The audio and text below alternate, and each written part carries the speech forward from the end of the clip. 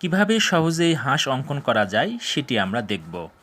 হাঁস অঙ্কনের জন্য প্রথমে আমরা আঁকাবো একটি এস।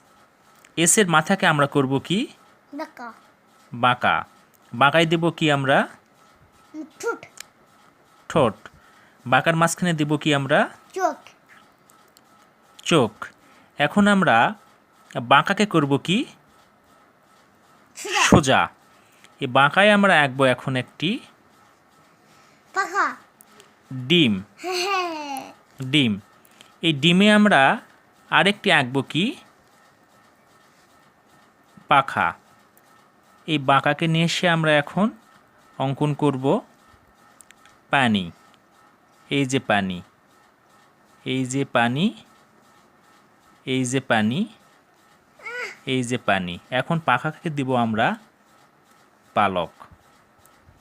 এই যে আমাদের প্রস্তুত হয়ে গেল একটি সুন্দর হাঁস। সবাইকে ধন্যবাদ।